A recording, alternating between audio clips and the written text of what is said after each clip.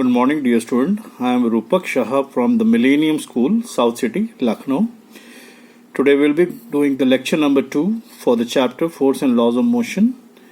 Dear student, before we start today's session, there is a small recap of the previous lecture.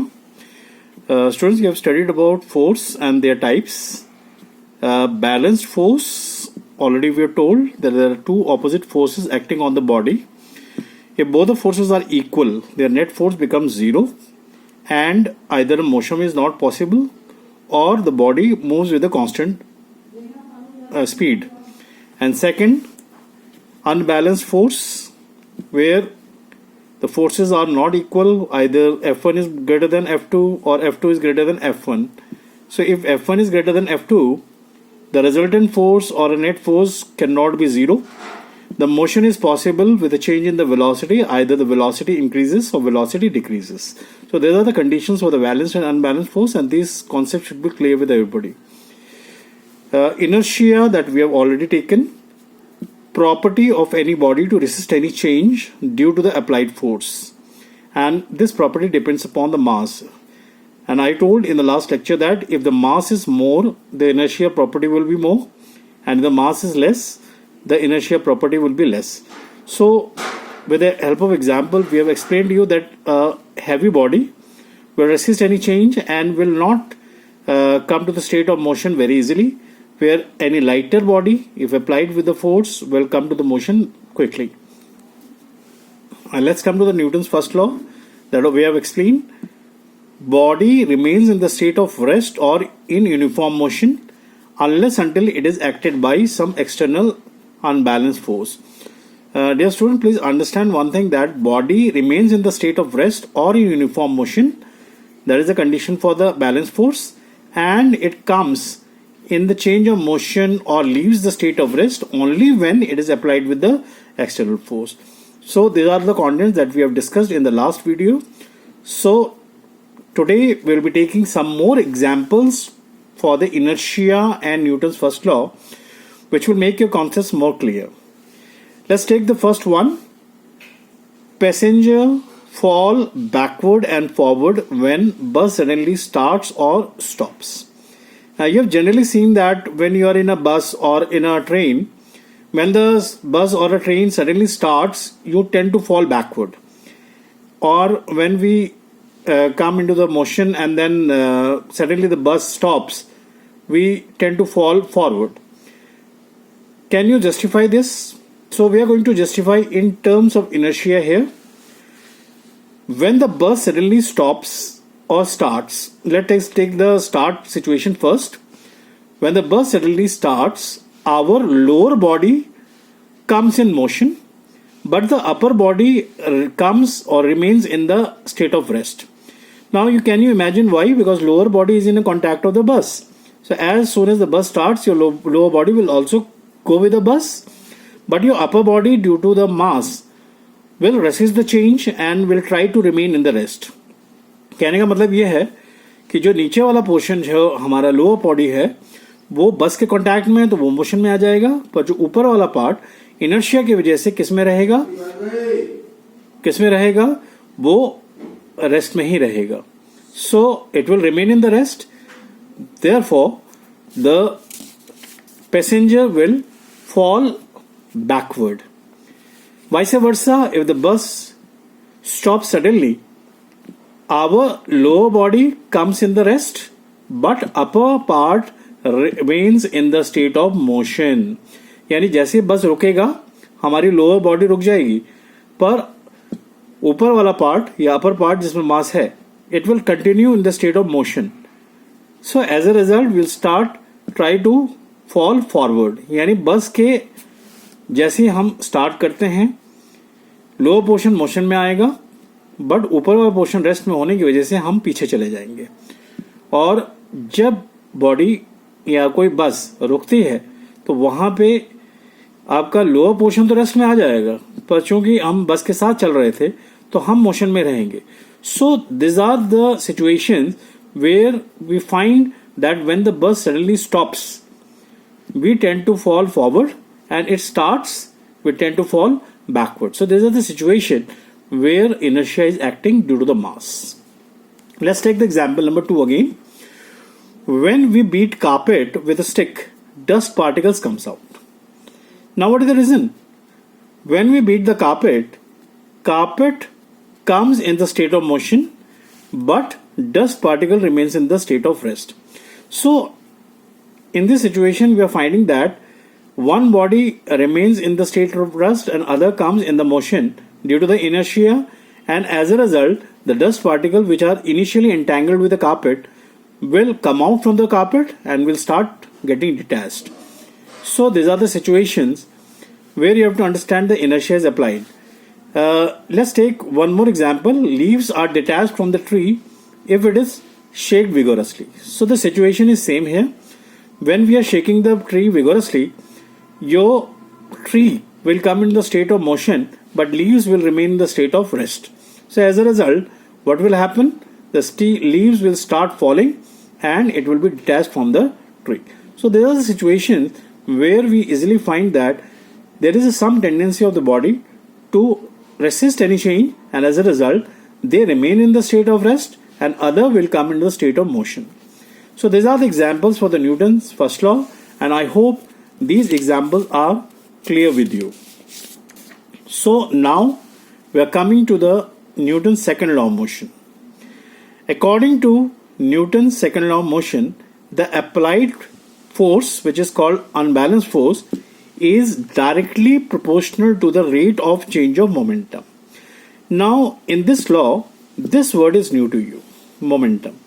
So just to understand the second law properly, we must know what is momentum and what are the terms related to the momentum so that we can understand the second law properly.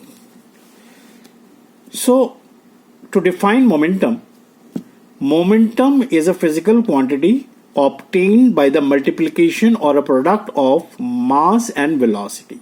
It means that if you are multiplying mass and velocity, you get a new quantity that is shown by the symbol P, that will be known as momentum. So you can see here, we use the symbol P is equal to mass into velocity. So you get P is equal to mv. So this particular P is called momentum of the body, which is depending upon two factors, mass and velocity. So dear student, what can be the SI unit? Mass is measured in kg and your velocity is measured in mass meter per second. So whatever the quantity it comes, that quantity will measured in either kg meter per second or kg meter second minus 1. It is the vector quantity, and we must understand that this particular quantity depends upon two factors. One factor is called mass and second factor is called velocity. It means any body gets a momentum due to two factors. One factor is called mass, other factor is called velocity. So you must clear that this momentum word should be clear with you. Try to follow this video for 2 or 3 times. Try to follow the formula and please understand the topics clearly. Now we are taking a small word, impulse, force acting for the small interval of time. If any force is acting for a very small interval, then that force will be called impulse. We will be discussing about the impulse in details in next coming videos. So we are just understanding the term of force and the terms which are connected to the force. So momentum example, already we are told that body having a mass and velocity will have a momentum. It means anybody has more mass or more velocity will have a more momentum, and anybody having less velocity and less mass will have less momentum. So I can give you one example. Everybody knows that there is a if you take two type of balls, like a tennis ball and a cricket ball. Now tennis ball has a less mass and your cricket ball has more mass. So if you hit with both of them, which is going to hurt you more? Cricket ball, because cricket ball has more mass. So its momentum is more due to the more mass. Similarly, we can take another example where we compare with the velocity. So can you understand that keeping the mass fixed, and if you increase the velocity, that body can have more momentum. And you can imagine in the case of a heavy truck which is moving with huge velocity and hits anybody. So you can understand, due to the huge momentum, that body or that particular truck can cause lot of accident, a lot of problems to you due to the mass and velocity. So let's come to the particular law again. By Newton's second law, we can say Newton's second law of motion, F is directly proportional to rate of change of momentum. Rate यहाँ time का मतलब है, change in momentum का मतलब है final momentum minus initial momentum by T. It means if you write this formula, you get F is directly proportional. This is a sign of proportionality. Will make you understand in the coming derivation. This sign is used for proportionality sign. So this sign will be used like this. P2 means final momentum minus initial momentum upon time. So this is the particular law that we have to study in the Newton's second law. And just to understand the second law properly, we are giving a small derivation which we will take in a numerical pattern in the next video, but we are just telling you how it has to be derived. Please understand, F is directly proportional to rate of change of momentum, P1 initial momentum. Initial momentum में हम मास और initial velocity multiply करेंगे. mv का formula होता है, पर यहाँ v जो हम लेंगे वो इनिशियल वेलोसिटी लेंगे, तो नाम आ जाएगा initial momentum. And final momentum mv, because here v is used final velocity, it will be called final momentum. So what will be the change of momentum? P2 minus P1, mv minus mu, taking the m common, v minus u. Now we are going to substitute this value in the formula. So already we told you this is the formula. F is directly proportional to P2 minus P1 by T. So m v minus u by T.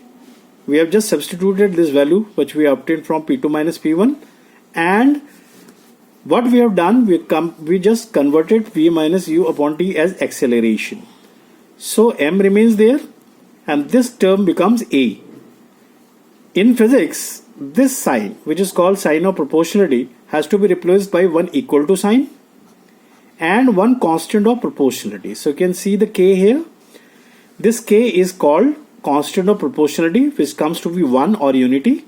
So if you put this value 1, you get F is equal to ma. तो यहाँ k की जगह हमें 1 डालना है और यहाँ हमारे पास एक फोर्स का नया फॉर्मूला बन गया है. वो फॉर्मूला बन गया F is equal to ma. So now we will be always using a generalized formula for the force, and that formula is mass into acceleration. That is the formula obtained from Newton's second law of motion. Dear student, please follow these derivations clearly, practice them and see at least videos 2 or 3 times. I am telling you, these things are new for you, and lot of things which we are using as a term has to be clearly understood by you. And please convey us your queries and any problems, anything which you are facing directly to our number. We are always there to help you and make you understand the things clearly. I hope this is clear to you, and thank you so much and stay safe.